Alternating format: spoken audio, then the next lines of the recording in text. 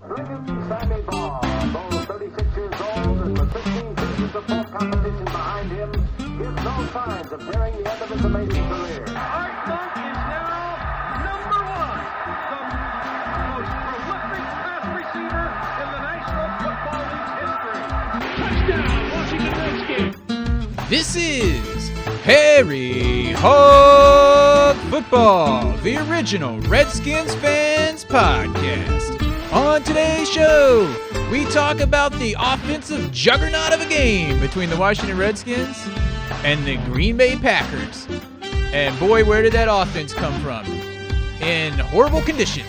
I don't know. This is much more live with Aaron and John. Yo. What's up, John? Yo, what's up? Excellent. There it is. Welcome, Dude. Harry Hog Football, episode number 419, 419. Excellent. in which the Redskins get a huge win, but it still was a nail biter till the fourth quarter. Till late in the fourth quarter. Till Josh Dude. Norman decided to take matters into his own hand and be all Muhammad Ali, like just punching it out of there. All I have to say about that game is do. No, Pack, no. Dun, dun, dun, dun, dun, dun. No, Pack, no. Go home. No, sir. I'm sorry. Dude, I'll tell you what though, Aaron Rodgers makes me nervous. They cannot. He's a tough guy to catch, and he's elusive, but he doesn't seem like he would be that elusive. For the two quarters when they were going with the wind, he was unstoppable. We couldn't stop him. It didn't matter what we had going on. Dude, I know, and that's why. And I called it when I was like, we have to go for it on this fourth down here. I could just feel it. Like, we can't give Aaron Rodgers the ball back and give him a chance to be a hero here. Yeah. And I was trying not to be so negative during this game. Trying. Oh, yeah. You had a lot less old man for someone who just turned 40 than you did the week before. Dude, why do you have to bring that up? Dude, oh, where'd my screen go? Okay. We've got, DJ Cool 4 is in the chat room here. Yo, what's up, dude? DJ Cool 4. Some other people in the chat. Anyway, we're starting to do, in case you guys haven't tuned in, we're starting to do the podcast both the traditional way and this YouTube live. So we'll tweet out before the podcast. We'll try to tweet out and give you some notice because, podcast time starting is subject to change at Josh's whim usually. And so we'll try to tweet out when we're about to record it, and then you can go to the YouTube and watch it live. If not, you can always watch the video podcast because it'll archive it on the YouTube like a normal Dude, podcast. we have a PTA meeting tonight. I can't make it. So, all right. So there's that. Anyway, dudes, that game, incredible. When's the last time we scored the 42 points? Would that have been like Super Bowl 22? I mean, when was it? I don't know. Josh would have been here with the stats, but he's not. So I don't know. But I do know 42-24. I don't know. The score was still kind of close when you thought about it. Like, it seemed like Green Bay was still in it up until, I don't know, the last 3 or 4 minutes of the fourth quarter. Yeah, it was that one dude, that tight end they had. That monster guy, that Josh Norman, Muhammad Ali. Yeah, he was, what was his name? Cook, right? They just picked him up. And he was destroying Whitner Sr. Dude, seriously. Yeah, who am I kicking the balls this week? Whitner. Cut! Whitner. Oh, my God. Dude, he got burnt on 3 deep passes in that game. It was like, dude, he's the Kendall Fuller of the week. And he had, oh, my goodness. What's bad? Oh, my goodness. Ahi Nacho wasn't so great either. Ahi Nacho, he misses one wide open tackle every game. Yeah. But, I mean, All right, so what I was probably most impressed with is the fact that Kirk Cousins was able to throw those bombs In the wind. in the Like, wind. Perfect. It's like go back to Aaron Rodgers. He had 2 quarters that he was really good in and 2 he wasn't. Kirk Cousins was good for all 4 quarters I with know. the wind and against the wind, especially against the wind. He was throwing the living hell out of that ball. Yeah. All right, so now this thing is telling me that we have bad video settings on YouTube. So I don't know if people are seeing this or not. I hope they are. I thought I had it set correctly. It looks fine from my standpoint here. I don't know. I thought I had it fixed last week, so I don't know why it's saying that. But anyway, hopefully you guys can see it. If you can't, I'm sorry, because it seems like I always have the exact same settings and get different crap from YouTube. We're getting there. Anyway, yeah, eventually we'll get the podcast right too, the recording part. It's only 419. Yeah. By the time we get to 420, we'll be ready to go. 420. I think that would be the one where we think we were ready to go, but we would in fact not be at all ready to go. Ready to go with those Swiss cake rolls. What? Yeah, right. Anyway, Yeah. all right, what was I saying? What were we talking about? You were talking about how awesome Kirk Cousins was in this game. Oh, dude. Why? I think. All right, this is my question. You saw how awesome he was throwing that stuff. Yeah. Yeah. Why can't he do that in every game? And B, do you think he's about to come out of his shell, or was this an anomaly? Well, we do have to remember, and I mean they were saying it throughout the whole second half. Chris Collinsworth is like, "Oh, they've run out of linebackers. Oh, they've run out of cornerbacks." Their defense has a lot of it. Like last year, where we had like a wide receiver have to go to Quentin Dunbar, had to go from wide receiver to defensive back. That's what the Packers are this year. Their defense is atrocious, like ridiculous. Yeah. It was Just terrible. It was horrible, but still, Cousins was throwing those passes. Oh, he was throwing pretty stuff on the perfectly. money. I By the mean, way, did you see that? Oh man, what is his name? What's his name? He's that guy that Julius Peppers guaranteed that they were going to win that game last night. Oh, he did? He did. All I have to say is he's wrong. Sorry, dude. Yep. What can we say about that? Cut. You know what Ugly. was a good omen before that game was that the talking heads weren't really picking us. They were like, "Well, I think Green Bay is." Well, and I wouldn't have been surprised by that. It would have been perfectly obvious and very Redskins-esque, especially on a Sunday night game, for us to go out there and Aaron Rodgers was just like 5 touchdowns and, running the ball everywhere, and our defensive backs were like tripping over their own shoelaces and all this stuff. Just ridiculous. Oh, yeah. And part of it, Aaron Rodgers, he had some bad throws, he had some drops. He still threw like 300 yards and 3 touchdowns. He just he doesn't have a good team around him. Yeah, you're right. And part of that might be because they're giving him a ton of money and they don't have any more money to spend on, like, I don't know, defense. they had Clay Matthews, Overrated. fathead, Fathead. Clay Flathead Matthews. Got it. DJ Cool 4 says that we scored 40 points against the Saints in 2012. That would have been RG3's first game, right? Oh, yeah, you're right. Very first game, he was griffining. Is that the game where he sat on his butt and put his hands up? The griffining Josh shot. was like, dudes, we need to make griffining shirts. Josh. Dudes, we need to make some griffining shirts. I'll wear it to the coffee house. I'll wear it to the coffee house. It'll look so cool in this T-shirt that's not really Redskins colors, but it would look so awesome with this person who does. Never mind. It's a griffining By the shirt. way, I sent him we had someone email us the other day asking if we still have the Keep Going and Hate Dallas T-shirts. Oh, do they want one? They wanted one, so I sent it on to him. So, you person that texted me, I sent it on to Josh because he is the person who has said T-shirts in stock in the garage. Dude, what's the chances of Josh actually getting that out to them before Thanksgiving? Yeah, not that Josh is like, oh, let me go and see what kind of sizes I have left in case this person, asks for an extra large or something. No. When is Josh actually going to go find the box? Which is like probably buried under a bunch of other boxes, and get one out and send it off before Thanksgiving. Dude, I'll do it when I get back. Yeah. Very Josh. I'll do it when I get back, dude. Anyway, Craig. What's up, Craig? He's on the chat. Craig. He says RG who.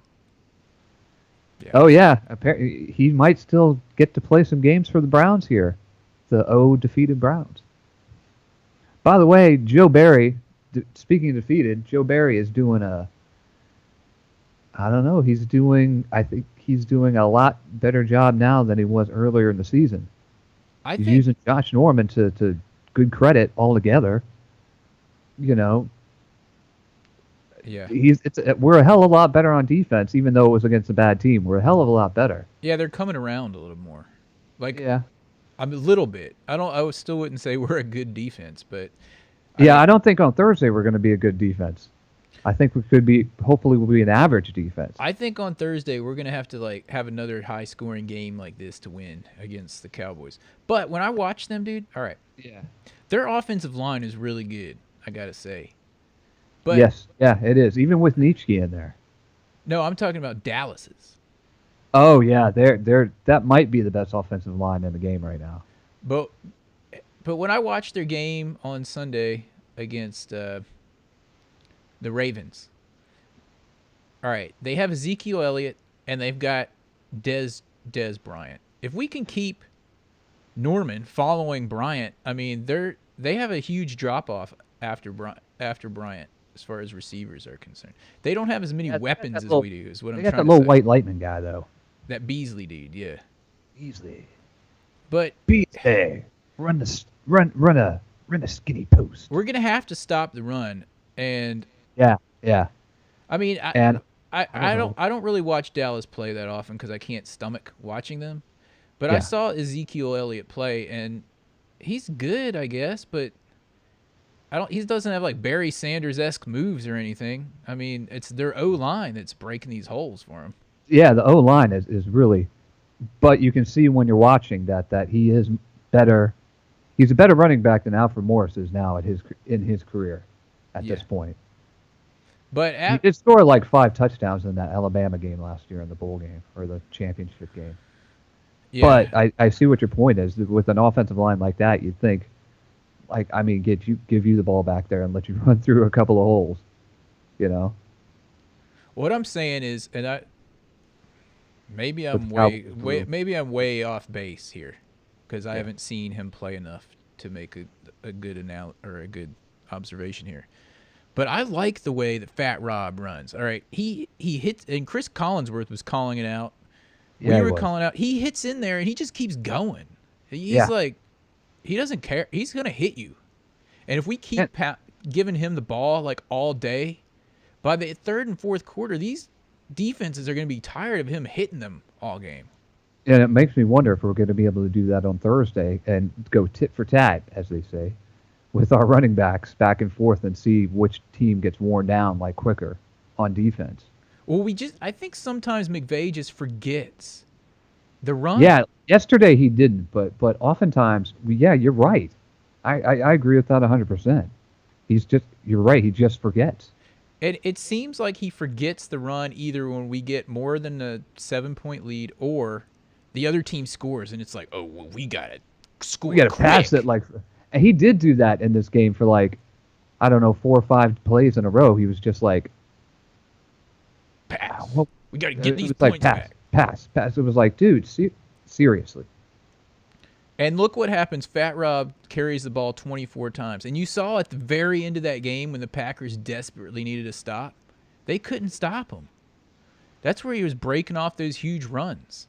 Yep. He, as dare I say, was getting stronger as the game is going on. And as Craig points out in the chat over here, he protects the ball unlike Matt Jones. Let's knock on wood, but I was watching Comcast this morning, and the Sports Junkies were on, and one of the guys on there was like using that Backstreet Boys song that you love so often, that you've sung for years and years and years. You know, tell me why, ba ba ba ba ba ba ba ba. You remember that song, and he was turning it into like, and one of his things was like, you, running back, Jones, Matt Jones or Fat Rob? Matt Jones. He was just like, you bench Matt Jones, like saying all these things that he loved about Jay Gruden from the game last night. It's like, you bench Matt Jones, all this stuff like that. And I was like, he's right. Matt Jones wasn't even Jay Gruden's just like, I don't care. He benched RG3 to keep Kirk Cousins in. I like that about him too. He's like, okay, you're playing better in practice. Let's get you in there and see how you do. Yeah, I mean, he's got flaws, and we've touched on them at least every other episode, and we're going to keep touching on them when they lose. But he's an honest coach, and when someone's performing, he's going to get him out there. Jamison Crowder got another touchdown. He threw one to Pierre Garçon. He threw one to Deshaun Jackson. Get the people in that are doing well. The other guys start cutting them. Yeah, and you know who else? What did Matt Jones? Matt Jones wasn't even a starter in college. And have you also noticed, even along those lines, that in the beginning of the season, Ryan Grant was getting more playing time than Maurice Harris. And Harris had at least one big catch on third down that I remember in this game. Standard. You know what I mean? And Grant, who's been sucking, has been playing less and less, but I even think he had a catch in this game. I think both of those guys, I think, had a catch in this game. And you're right, like, he didn't have like 3 catches in this one, but he had one. I'll tell you right now, Maurice Harris had one for 14 yards, and it was the first down. Yeah. There you go. Dude, let's talk about some of the key plays in this game that stood out to you. Yeah. Let me throw one. Well, let's see. Who's going to throw one out? Which 42 points do you want to talk about? All right, I'm going to talk about one play in particular that strikes me. Is that it was a very important third down catch that Deshaun Jackson made right on the sideline, like right at the ground. It was so close. That was huge in this game. And it looked like he could have been out, and I was just like, hurry the damn blah, blah, blah, up and do the next play. And it took us a bit to go, but finally we got it off before they started coming in going, we're going to review this call. We're going to review this call. Because that's always what happens with the Redskins. Okay, yeah, that was one of the huge plays. And, of course, dude, Pierre Garçon had a big game. Huge game. He's been quietly having huge games. I hope we keep him. There's like so many dudes, so many playmakers all of a sudden that it's hard to keep track of them all. We keep getting the guys like Jordan Reed just dripped like 15, 20 yards down the middle, and suddenly they're in the middle of the zone, just like sticking in a hole. And then they jump up and catch the ball, and they turn around, and like 4 guys converge on it while they're hanging out in the hole. 4 guys converged. Well, maybe it was only 3. But sometimes it was 4. You have to ask them. I don't know. And then suddenly they've got themselves like 22 yards in the first down. Yeah, I know. And, pretty heady stuff right there. And D-Jax, remember the one play early in the game? I was like, did he short arm that? I have no idea if he short-armed it when you said it, because you said it like 3 plays later, and I was like, I don't even know. That was like the second play of the game or something like that. Yeah, I don't know. Let's talk about some other key plays. What about the non-touchdown catch that Jordy Nelson made in the back of the end zone? Wait, who brings that up? Someone in the chat. Brad Ritchie brought it up. He did not catch that. I did not think that thing was still moving. He was like moving it to his chest when it got knocked out. Yeah, I thought so too. But for them, there was like 2 feet in. He got the ball, and he started to turn his body, and that was enough. Because if he had caught that like in the field of play, like at the 20-yard line, they would not have called it a catch. But if you all the ref things, what was up? But that we got busted on that one. Like you were like Aaron Rodgers, we were like he called timeout after it hit 0, and it was like a second. Yeah, I don't understand these These refs are. I don't know. I don't I don't even understand. know who our ref was. Oh, what was his name? It was a funny name. It's not Cleat. No. Someone in the chat Not will Hawk remember. Cleat. They'll put it It's in not here. Cleat. It's not Yeez. Yeah, it was some guy with a funny name. Yeah, I mean, I did not think that was a catch, I got to say. Oh, by the way, have you noticed on CBS, which our game was not on, that CBS this year did not rehire Mike Carey from last year? Do you know why? Because he was horrible? Because he sucked. And it was like that told you exactly how bad of a referee he was when he was leading his own crew. He'd always be like, "That to me was not a catch." In the refs' defense, though, all of them, they change the rules and like so often. And they're not How do you keep full-time. up They on change it? all these rules. Sorry, did interrupt there, but yeah, you're right. They changed the rules a lot. Dude, I gotta say this, John. You're looking pretty good, dude. You're on the mend. You're like, Why? Thank you. I would say you're like almost full back as far as podcast level goes. Why? Thank you. Your My voice- voice is still kind of shaky. Not but- nearly as much as it is. I mean, we haven't seen any tirades from you yet. We might after the Dallas game. Yeah, you might. That might be the one that they're going to set me off right there. Yeah. But yeah, for those who don't know, I had a heart transplant. I'm in the 8th week of recovery. And you should see him healthy. I'm doing all right, man. I've finished my weeklies, so now I moved to a bi-weekly. Okay. That's and you keep sending me like nasty pictures of bandages and I don't know what that's all about, but Yeah, that was the last one. You see now, it's just a Band-Aid. But you saw what was on there before. It was pretty yeah. ridiculous. Left heart cath, right heart cath, biopsy. Getting a heart transplant is kind of hard, I can imagine, dude. especially when it's when you get a virus and you don't have like a heart condition and suddenly your heart is like, oh, it sucks. But anyway, we don't need to talk about that. It's all in the Even rearview though mirror now, dude. Yeah, I'm all better now. I mean, I don't know, not this season, but next season, it's back to football. We're baby. going to some games next season. We'll have to meet up with some of you dudes there. Absolutely. In fact, Will in Maryland, longtime listener Will in Maryland, who we've met up with at some games in the What I'm past saying. seasons. In fact, he was hanging out with us at the last game we were able to go to before this situation arose, right? That horrible think game. so, Was yeah. that the last game we went to? That horrible one against the Bucks? Or have we Or gone- did we go to the Dallas? Was the Dallas game that same year? I don't remember. But that horrible Tampa game where it was raining really hard. And it was Oh, like when the team quit. the team just quit. Team just quit. Yeah. I've never been more pissed off at a team. Oh, I know. Dude, I was Michael like- Graff says the Redskins wins are the elixir of life. The Redskins win made me feel really good today. Oh, yeah. Oh, yeah, dude. Happy, chill guy. I didn't expect to come out of there with 42 points, I got to say. Even if it's, I don't care what defense it's against. We usually just barely do enough to win, Yeah. or we lose. Yeah, and like I said earlier on, it was close, but we got our guy, our there at the end. We suddenly pulled away, like we pulled away enough that they put in their backup. I didn't even know they had a backup. Dude, that means they quit. Yeah, they quit. They quit coming back from the 2-minute warning. I was like, wait a minute, who's that number 7 guy? You're like, who's that dude? And then and at that point, you were like, the game's not over yet. And I'm like, yeah, dude, it pretty much is. They put in some Put like that guy in, yeah. random I was- dude.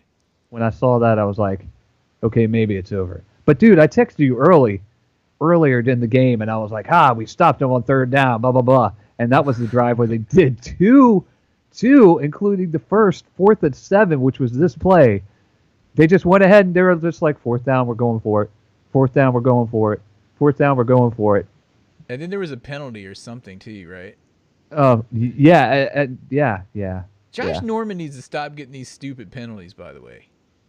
Was it on Norman? He got one for a delay of game for like kicking the ball, and then Breland got one for the same thing. But then Yeah. I pointed out later in the game on the sideline, one of their dudes kicked the ball and they didn't call it at all. Yeah, he barely kicked it, and one of the Redskins was right there, and he pointed at it to the referee. He's like, "Are you going to call that?" Oh, I didn't see him point at it. I saw him barely kick it, and then he tried to like stop at the last second, but he had already kicked it. I'm like, hey, you got to call it's that the a rule, same it's a both rule. ways. Yeah. The referees were not calling it in our favor, but they were letting a lot of stuff go. It wasn't one of those awful like ticky-tack Bengals games. Yeah, you're. Yeah, that By was, the way, AJ Green is out for the year for them. I heard that. Yeah, that's bad. Bad Ginger for them. Ninja is never gonna. He just went from a good quarterback to an average quarterback real fast with him being gone. Yeah. Anyway, do we want to? All right, how long has this podcast been? About 26 minutes. Do we want to just go right into the game balls and the kicks? Well, I know that you've got a long journey ahead of you, driving to Va Beach for the Thanksgiving holidays. So yeah, let's roll right into it. I'm sure we've missed stuff, but yeah, let's roll it. It's time for this week's Kicking the Balls Award.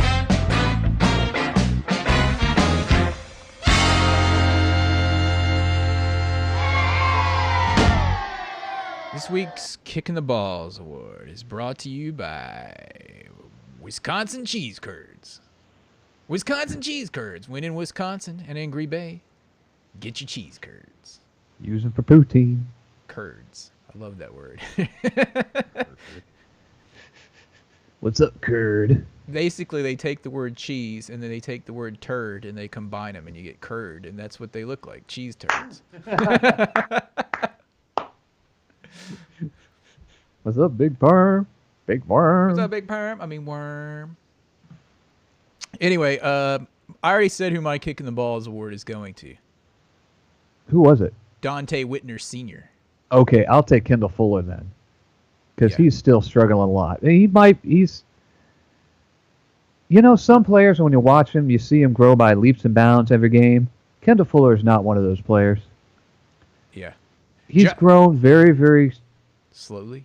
slowly, but that just means that they're nurturing him Hold on, to put Josh. him next year. All right, dude. Josh actually texted me with stuff to say during the game when he bailed, or during Well- the podcast when he bailed at 5. That's his fault. He says that his kick goes to Brashad Breeland because he got schooled so much. But I don't remember that. I don't remember him getting schooled that much either. It was mainly the safeties, but Who did I text you that he was saying that he was going to say something about? I don't It know. might have been like I don't know. Did Whitner get it? I'm going to look it up. I'm going to look up Josh's stats because I want to see who got the.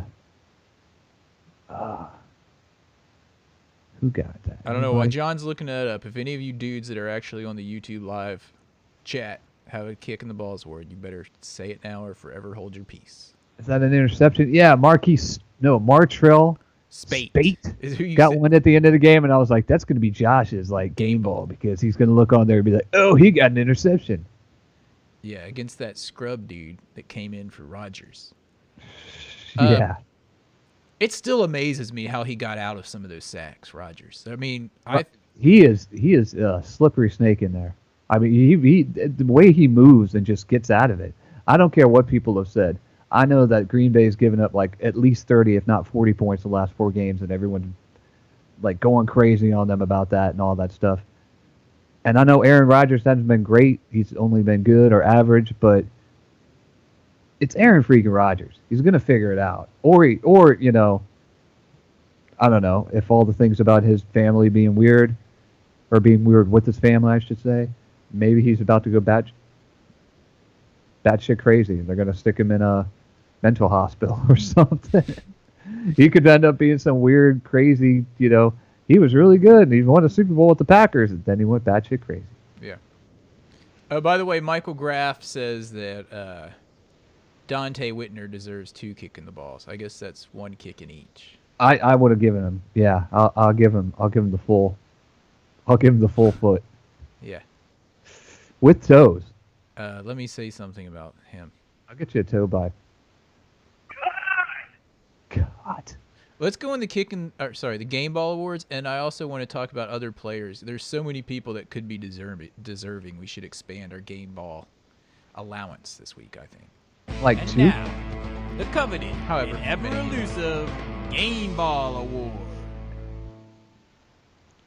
We know Josh has got space. Wait, hold on. Joe Ziegengeist gave his Kick in the Balls award to Everett for flying right past that live ball on the kickoff. Way to go, Everett. Good call, dude. Because now that I'm Very old, good call. now that I'm 40 and old, I can't remember little nuances. That from was the a good game. call.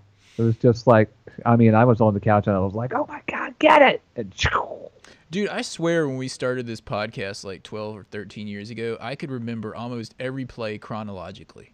And now I'm like, wait, what was the score? what game was it? Who did we play? I know, dude. It I was swear. yesterday, dude. You emailed me about what channel it was on. I was like, NBC, I Sunday Night America Football. Dude, I and couldn't you're like, remember. I have no idea. Dude, to me, you know what sticks in my feeble mind?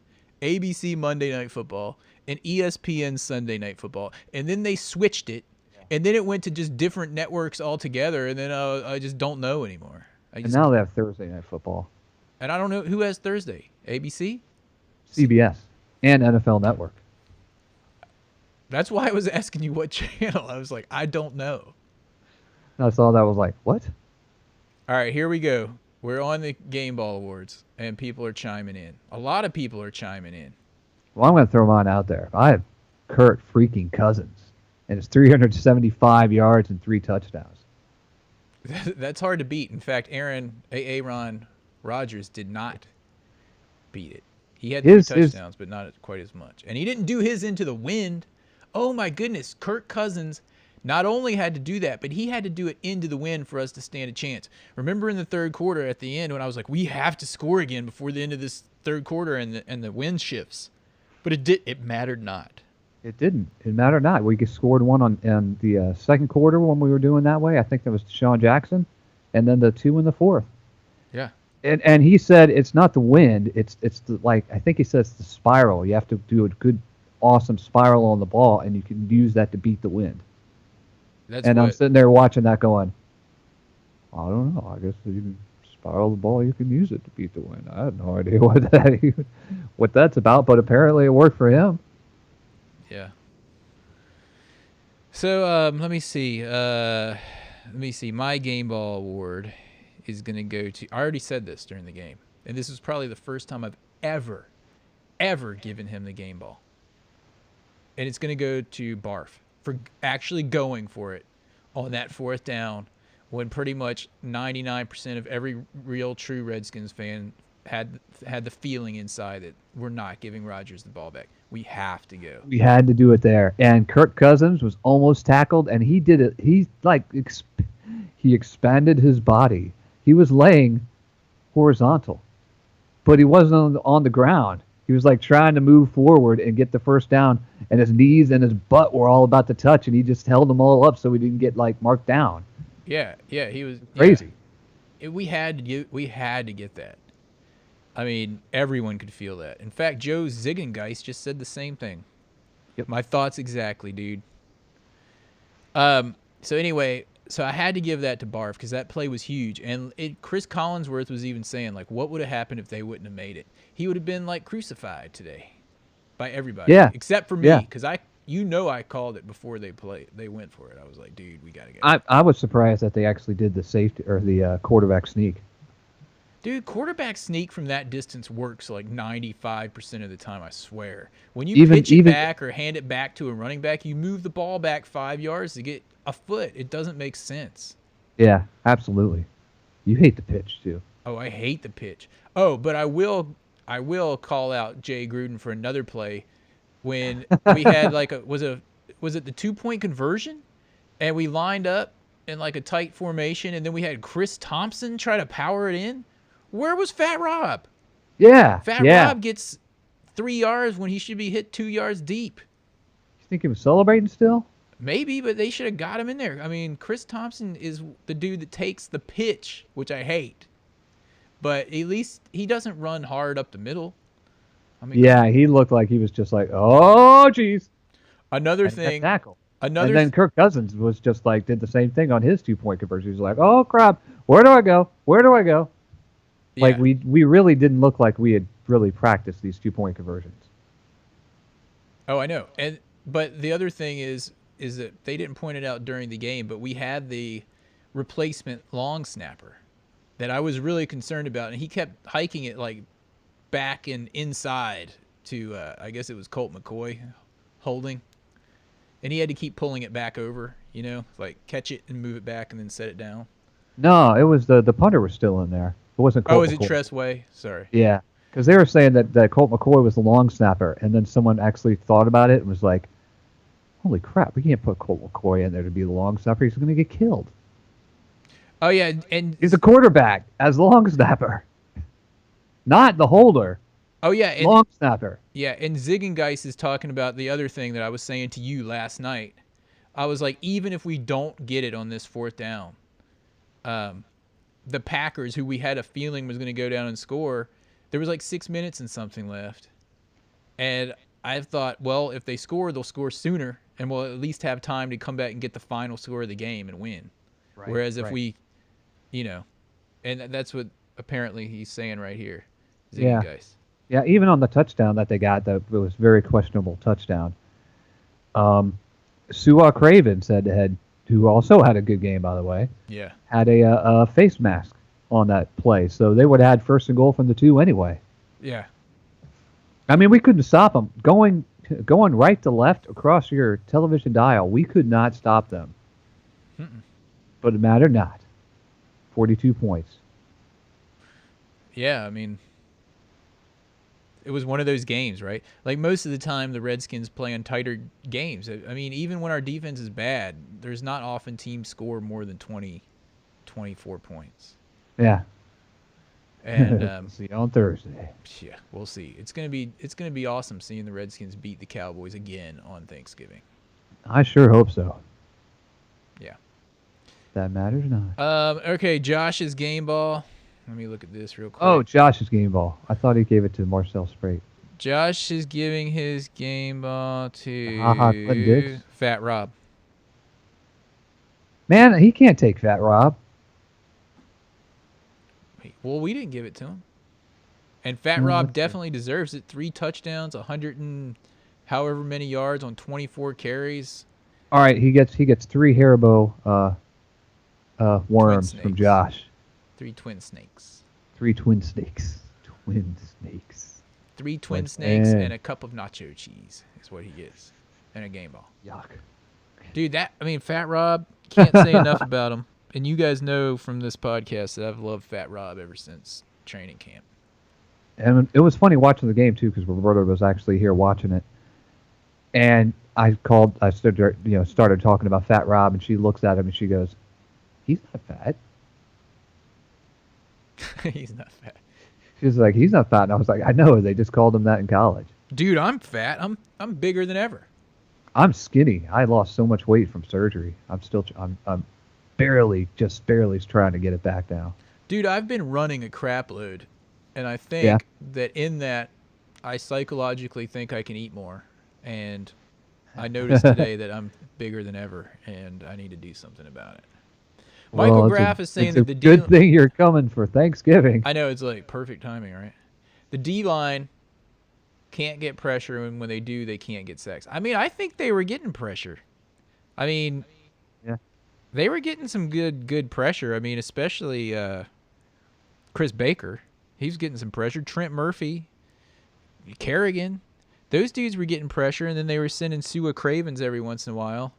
Anytime that we were able to hit Aaron Rodgers and get him down for a sack or whatever was phenomenal. Oh, and by the way, I think a lot of that was on individual effort from Aaron Rodgers. Oh yeah, Dude's- absolutely. that dude's He's just- always been good like that. Yeah. He moves back in the pocket and out of the pocket really, really well. But if what you're saying, Michael, is that we're not getting much up the center, maybe, yeah, we're getting a lot more pressure from the outside. I would agree Yeah, with that. yeah. And we've got Chris Baker and then some not fat at all fatties as far as defense is concerned. Chris Baker. This Did draft. he get injured? Did he come back in? I thought he came back in. I don't remember though. It was pretty late. I was sitting there going, "Oh my God, can this game end now so I can go to bed?" Dude, there's some other shout-outs we have to give before we get out of this game ball. What about Josh Norman and the Muhammad Ali punch? We already talked about that, though. I know, but I'm calling it out in the game ball section. Oh, yeah. Good job, Josh Norman. That was a huge play, dude. They were driving. He only had like 3 tackles in the game, but That's because they never threw it to him. They always threw it to whoever Dante Whitner was covering or supposed to cover. Oh, yeah, we also have to give a kick in the balls award. Was it Kendall Fuller that was responsible on that one play where they left that dude wide open for a touchdown? There was no one within. it was even on the Whitner first, who may or may not have peeled off, but he really looked like he just got beat at the line, and then Whitner was behind him, and he just ran right by him. It was some dude ran with the wrong guy. Yeah, this was a different play. I'm talking Yeah, I was about the thinking of a wide different open play where it was touchdown. Fuller and Whitner. I'm not sure. Those two guys like went with the wide or with the tight end, who was like maybe in the slot or something, and then branched off to their right, and 2 of them followed him, and then that. And I think it was Starks, which just I called it college wide open. It was. You college. never see it in the pros for Dude, college wide that open. was You see it in freaking- college games a lot. It was high school wide open. Yeah, it was bad. It was high school wide open where they have to wait 5 seconds for the ball to actually get there, and then they still have time to run with it to the end zone. Yeah, because it comes floating in. It's like, ooh, Yeah. ooh. Yeah, they catch it. They make sure, or they drop it. Then they're like, no, Yeah. fall to the ground. Yeah. Anyway. Oh no! And Josh also wanted us to discuss. He said that he's starting to drink the Kirk Cousins Kool-Aid. And I got to say, if he keeps playing like this, he's going to get a huge deal. I think he's already got it locked up. Yeah. I mean, they keep saying he's breaking all these Redskins like quarterback records and stuff. And this game, he was sharp. I mean, if you take away the drop passes, Reed had a drop. I don't think he had one single.